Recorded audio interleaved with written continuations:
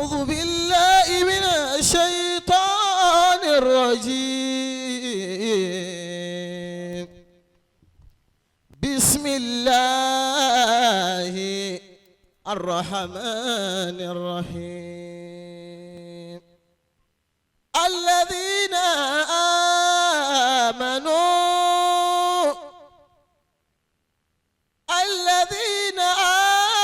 آمنوا ولم يلبسوا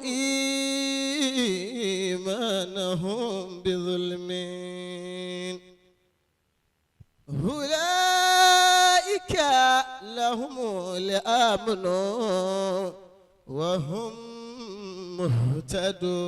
مهتدون. أعوذ بالله من الشيطان الرجيم. بسم الله الرحمن الرحيم. الله. ولقد سبقت كلمتنا لعبادنا المرسلين إنهم لهم المنصورون وإن جندنا لهم الغالبون. آمين. رب أوزعني أن أشكر نعمتك التي أنعمت علي وعلى والدي وأن أعمل صالحا ترضاه وأدخلني برحمتك في عبادك الصالحين. آمين. سبحانك يا الله. الله.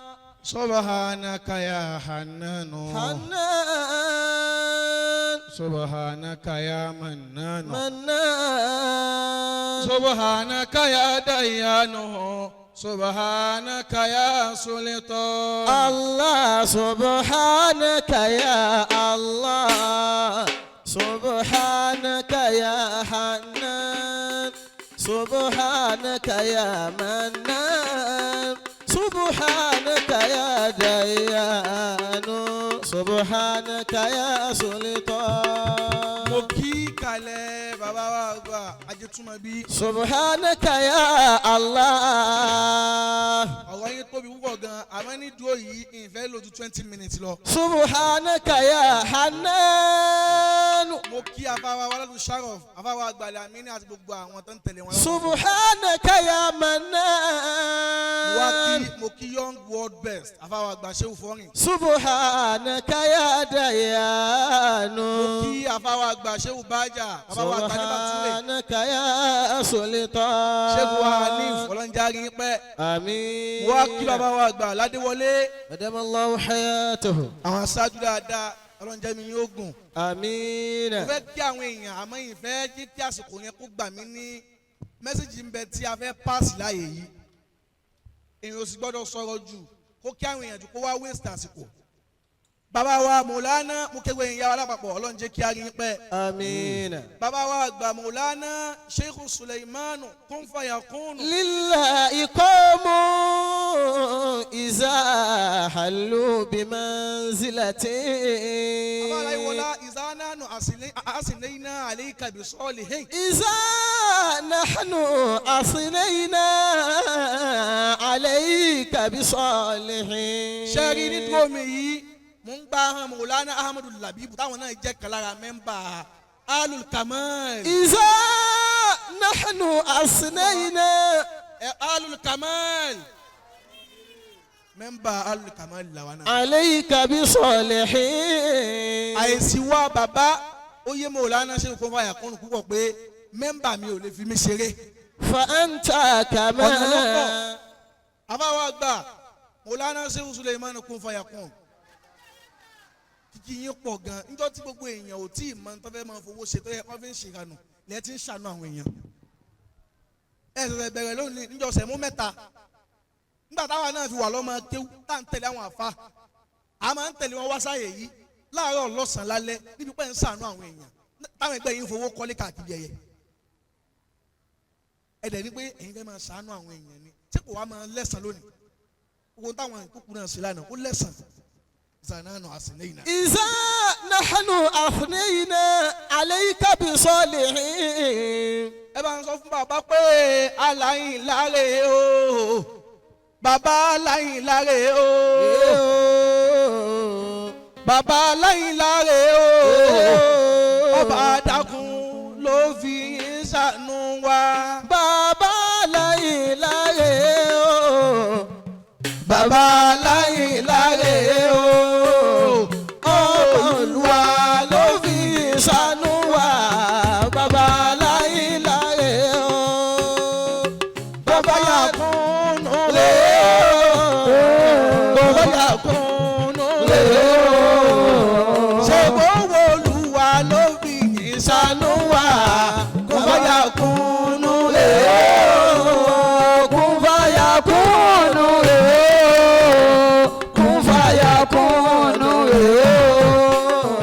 owó ló wà ló fi yín ṣàánú wa kún fàyà kúnnù.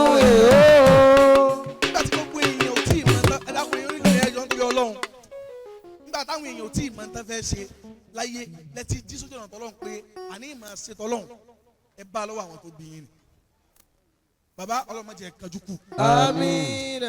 ẹ tóbi púpọ̀ ọkùnrin báyìí kọ́nà tóbi púpọ̀ títóbi yín wá kọjá pé ń sọ pápá àlọ́rin nìkan bẹ́ẹ̀ ṣe ń sànú àwọn èèyàn káàkiri gbogbo ayé nìyẹn àwọn ọmọ bọ́sẹ̀ máa ń yíyan o a sọ níta bábálára èèyàn ni níta bábálára yín là ń sọ a lè sọ tán. إذا نحن أثنينا عليك بصالحين. ẹ wá rí tọ́pìkì ìjókòó yìí náà ni Al-Itiam ká sànú àwọn èèyàn feeding ká fáwọn èèyàn ní tí wọ́n jẹ وكنفيكن أعوذ بالله من الشيطان الرجيم. أعوذ بالله من الشيطان الرجيم. بسم الله الرحمن الرحيم. èmi láìkí kí n sọ̀rọ̀ kó má yẹ pálukọ̀ á ní àti àdìsí kan ní ó dè mí mọ́lẹ̀ torí madhabuna hadha muqayyadun bil kitabi wa sunnah. أعوذ بالله من الشيطان الرجيم. بسم الله الرحمن الرحيم. لن تنالوا البر حتى تنفقوا مما تحبون. لن تنالوا البر حتى تنفقوا مما تحبون. Ọlọ́run ní gbogbo tó bá lè wù kíyàn ṣe láyé tó bá lè wù kíyàn máa ṣe láyé tó bá lóun ń béèrè nǹkan kan lọ́wọ́ Ọlọ́run ó kọ́kọ́ fún Ọlọ́run ní nǹkan ló fi fún ọ ní tí wọ́n náà ń fẹ́. لن تنالوا البر. ọ̀rọ̀ ni pé Ọlọ́run ọba olórí ọ̀fẹ́ Ọlọ́run kì í ṣe olórí ọ̀fẹ́ olórí àdìpẹ̀lẹ́ ni. حتى تنفقوا مما تحبون. sẹ́rí gbogbo àwọn ìjọ wa alápapọ̀ alùkàmálì ni Kunfayakun ni níta ń ṣe ìyá àṣàṣedànù. لن تنالوا البر حتى تنفقوا. Kunfayakun níta ń ṣe yìí ẹ̀ ṣàṣedànù. Ọlọ́run ti sọ fún yín pé lan tanalul birra níta yìí náà ń béèrè lọ́wọ́ Ọlọ́run ni ẹ̀ tí lè rí àfi ká ẹ̀kọ́ fáwọn Ọlọ́run ní ta fẹ́ náà. حتى تنفقوا مما تحبون. ọ̀kan náà àwọn ẹni Ọlọ́run wọ́n ní idha arada an yatasaddaqa akhafa shimalahu wa a'ta bi yaminihi tó bá fẹ́ fún yẹn ní nǹkan yóò wá sóore fẹ́ni òun tẹ́ pé ẹ̀ ní mà kó fẹ́ sóore Kunfayakun ló sóore fún ọ táwọn tó máa kí ọ kó ṣeun. لن تنالوا البر حتى تنفقوا مما تحبون. àkọ́kọ́ àfáà tẹ́mi orin tí ó sóore fún ọ tó tún máa kí ọ kó ṣeun Kunfayakun. ويطعمون الطعام على حبه مسكينا. Kunfayakun èyí tá a pè ní Al-Itiam lónìí Ọlọ́run ti sọ nínú Al-Qur'ani pé ويطعمون الطعام ẹ wà àwọn tẹ́ ń fún lóúnjẹ àwọn opó àwọn tí ò lọ́kọ ìmí ìlọ́kọ gan ọkọ ròyà sí mọ́ ẹ wá ní àwọn ò máa ṣàánú yín ní ìjọ wa a máa ṣàánú. ويطعمون الطعام على حبه مسكينا ويتيما وأسيرا. ẹnì kan ò ní ṣe wí tẹ́ ń ṣe yìí àyàfẹ́ tó nífẹ̀ẹ́ Ọlọ́run ó ní yutimuna at-ta'ama ala hubbihi kò sí ní tó kó sí lọ́kàn tẹ́ fi ń ṣe tẹ́ bá ń fowó ra mọ́tò tẹ́ ń ṣe gbogbo ẹ̀ a ní ó bì í sí. yóò wá àmọ́ ala hubbihi ẹni tí mo ń ṣe yìí abalọ́wọ́ àfàwọ̀ àgbà kí ó kéwé ni bẹ́ẹ̀ láti máa ń ṣe lọ ẹ wá ń ṣe ẹ wá ń dàgbàsókè ń bẹ. مسكينا ويتيما وأسيرا. ẹlòmínà ọmọ òrukàn ní ẹ wà ní ẹ wá gba oúnjẹ ẹ wá ń fáwọn èèyàn lóúnjẹ aná Muhammad anábì sọ pé khairukum man at'ama at-ta'ama ẹ̀ ń tà lè sọ fún òun ló lórí jù láàrin yín òun lẹ́nu tó fún èèyàn ní tí ó jẹ báyìí. إنما نطعمكم لوجه الله. bàbá èyí tẹ̀ wá ń ṣe yìí èyí tá à ń ṣe nínú ìjọ wa al-Kamali àti Kunfayakun yìí nut'imukum liwajhi llahi à ṣe ń torí káyé lè kí wa à ń ṣe ń torí pé kí làwọn náà pàdé wájú Ọlọ́run ni. لا نريد منكم جزاء ولا شكورا. ẹ rí i pé bàbá Kunfayakun nísìn wọ́n ní ẹ má mú wá àdúrà wa n tẹ́ ń sọ fún yín ni pé nut'imukum liwajhi llahi èyí tá à ń fún yín yìí à fún yín torí kẹ́ wá dúpẹ́ à ń fún yín torí t'Ọlọ́run ni. La nuridu minkum jaza'an a sì retí kẹ́ gbàtàkẹ́ wà lẹ́ ṣeun ẹ máa lọ ọba tí máa ń kíyàn pẹ́ ṣeun tó kí àwọn àgbàlagbà pẹ̀lú Kunfayakun làwọn náà ṣe kó kí àwa náà. من ذا الذي يقرض الله قرضا حسنا. ẹ wo bí yẹn bá sọ̀rọ̀ fún yẹn tí o bá dúpẹ́ má bu pé kò ṣe dúpẹ́ kọ́lọ́n sá ti kí ọ kó ṣe. فيضاعف له. ọ̀kan náà àwọn ẹni Ọlọ́run anijọ́ kan ó máa ń ṣe sàárà púpọ̀ afáláyé wọlá ìmọ̀ ń ṣe sàárà púpọ̀ náà má bọ̀ wá. قال النبي صلى الله عليه وسلم má bọ̀ wá. ahabul amali ila Allah. Ànábì sọ pé ahabul amali ila Allah ìtọ́lọ́run fi fẹ́ jù ó fi dáa jù lọ́dọ̀ Ọlọ́run ọba. sururun tudkhilu ala muslimin. ẹ bá Yorùbá Ànábì dáadáa. sallallahu alayhi wa sallam. Ànábì sọ pé sururun tudkhilu ala muslimin. òun ni dùnnú kan dárú kan ti bu ẹnu mùsùlùmí. aw takshifu anhu kurbatan. aw takshifu anhu kurbatan. ẹ bá Yorùbá Ànábì dáadáa. sallallahu alayhi wa sallam. Ànábì sọ pé ìtọ́lọ́run ọba mi fi fẹ́ jù òun náà ni sururun tudkhilu ala muslimin. báwọn yàrá ti pọ̀ tó yìí kò sẹ́ni tó gbà rẹ̀ sí yìí tán tí ò ní dunnú. kò sẹ́ni tó gbà sẹ́mú yìí tán tí mo wá lọ létò wá ní sàdúrà fún yín. aw takshifu anhu kurbatan. Ànábì sọ pé ẹ bá Yorùbá Ànábì dáadáa. sallallahu alayhi wa sallam. Ànábì sọ pé ìtọ́lùwà mi fi fẹ́ jù náà ni pé aw takshifu kurbatan. ẹni tó mọ̀ pé bànújẹ́ ń ṣe lọ́kàn kó wá ní àmú bànújẹ́ rẹ̀ kú fún ọ. báfa àwọn àgbà Kunfayakun ti ń ṣe. aw tatrudu anhu ju'an. òun wá nílẹ̀ yìí aw tatrudu anhu wujuhan. Ànábì Muhammad ló sọ bẹ́ẹ̀ o. sallallahu alayhi wa Ànábì sallam. sọ pé ìtọ́lùwà mi fi fẹ́ jù náà ni pé tatrudu an muslimin ju'an. ẹni tó mọ̀ pé bí ń pa kó o sì lé ibi lọ fún kó fún ní ní tí ò jẹ báwa ti ń ṣe níjọba Al-Itiam àti Kunfayakun yìí. aw takida anhu dayna.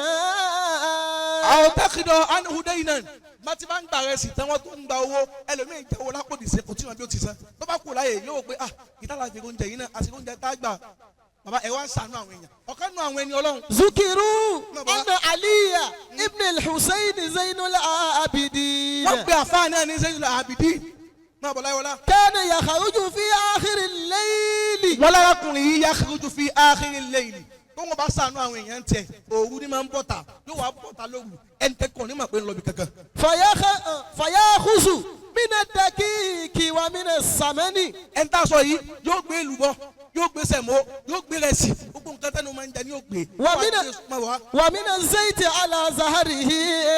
arákùnrin náà yóò wá gbé gbogbo ń ta aṣọ yìí yóò gbé sípà kọ rẹ̀ báyìí.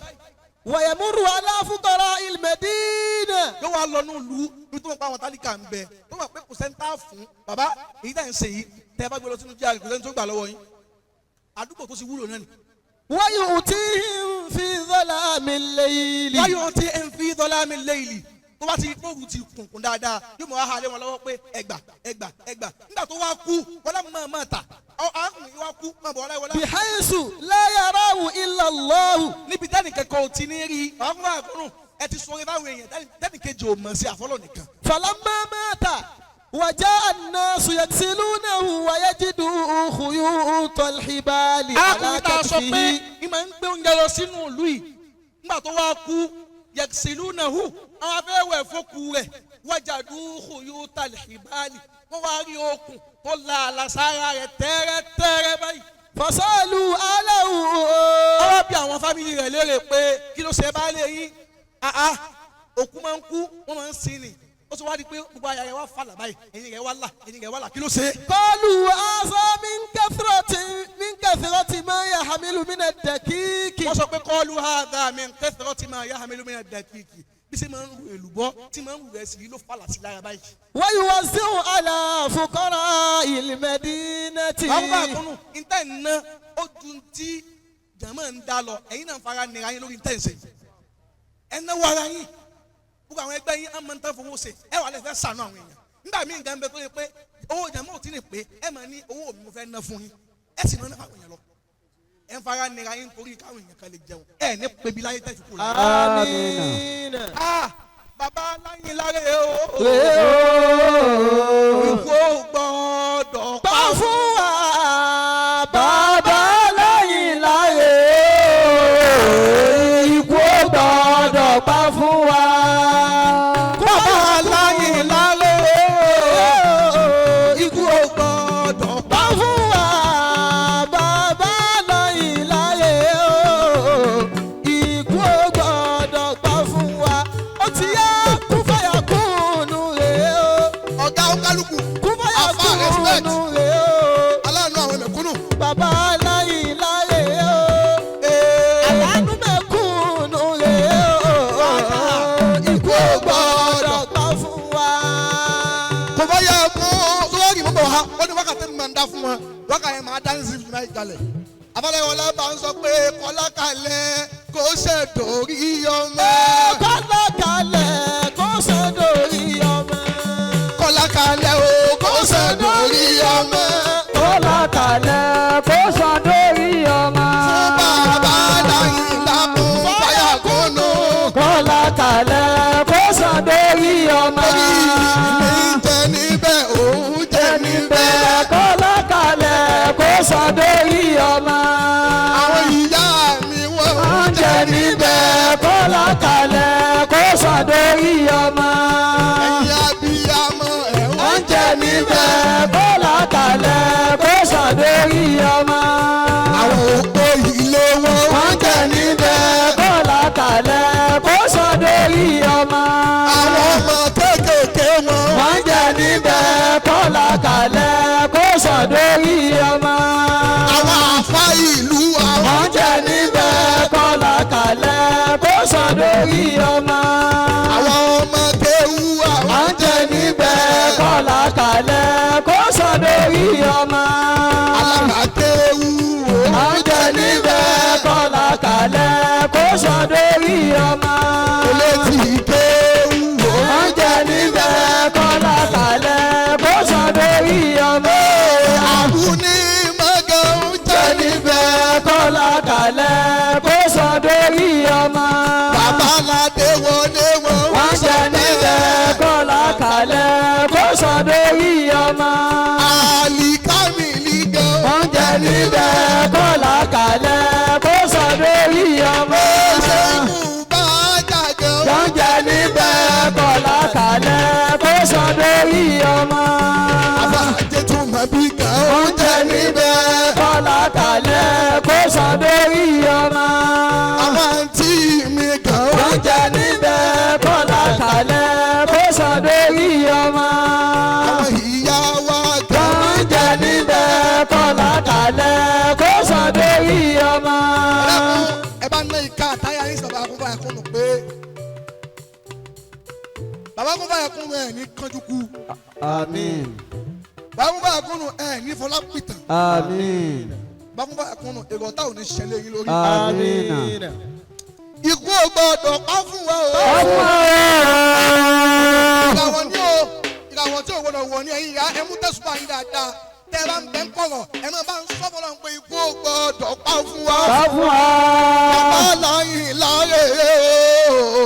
ikú ò gbọdọ̀ pa fún wa. Kunfayakun ikú ò gbọdọ̀ pa fún wa. Ikú ò gbọdọ̀ pa fún wa.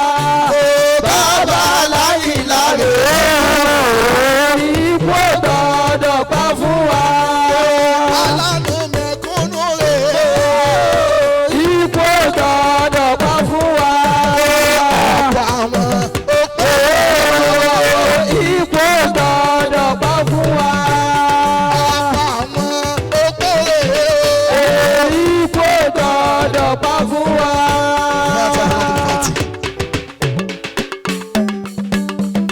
Àmín. Ikú ò gbọdọ̀ pa bàbá fún wa o. Má ṣe o. Bàbá aláàánú. Ikú ò gbọdọ̀ pa fún wa. Ikú ò gbọdọ̀ pa fún wa. Ikú ò gbọdọ̀ ṣe fún wa. Àrùn ò gbọdọ̀ ṣe fún wa. Ikú ò gbọdọ̀ pa fún wa. Olayinka Kunfayakun. Ikú ò gbọdọ̀ pa fún wa. Bàbá Aláyìnlá Kunfayakun. Ikú ò gbọdọ̀ pa fún wa. Bàbá Aláyìnlá Kunfayakun. Ikú ò gbọdọ̀ pa fún wa. Bàbá Aláyìnlá Kunfayakun. Ikú ò gbọdọ̀ pa fún wa. Bàbá olóríire.